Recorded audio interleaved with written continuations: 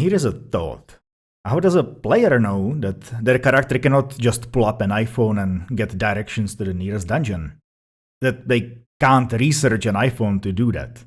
That the shops won't open during a 4-day weekend? That months don't exist and a year is 60 days? Basically, how do the players know what's possible and what isn't? Because they need to understand the world for them to make meaningful choices, for them to form reasonable plans. This isn't just a surface level, my shop doesn't sell magic items thing. They need to actually get the world on a subconscious level. And the one reference they have is real life.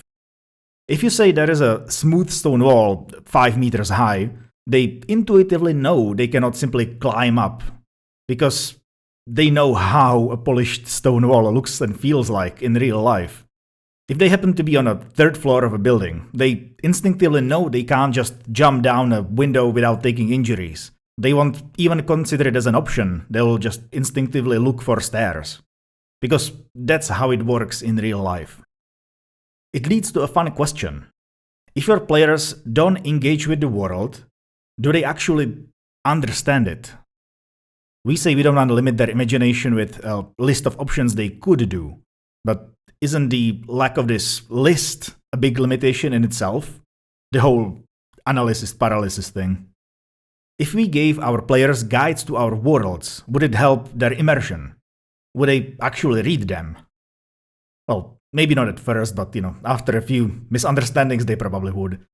A low fantasy gritty setting with focus on the technology available, how people dressed, where and how they lived, how rich or poor were they, the feudal social structures they lived in, the geography of civilization, the commerce environments, and so on. Or a high fantasy heroic tale about the elements of magic, about mythical ancient civilizations, the mythology in general, about big political powers at play, about gods, good and evil, about heroic tales of their predecessors, all to tell the players how a hero behaves in this world, the things they do, the trouble they get wrapped in. Now, these are not lore dumps. They aren't history books about what happened in your world. They aren't encyclopedias listing all the gods. Because nobody cares about who and how created the world if it's not relevant to the game. So you need to make it fun. Whether it's just a bunch of facts about the setting, or a collection of short stories, kind of illustrating the world piece by piece. Or, if you are a designer yourself, maybe a handbook about making custom worlds, laying down basic principles that all players could workshop before the actual game starts.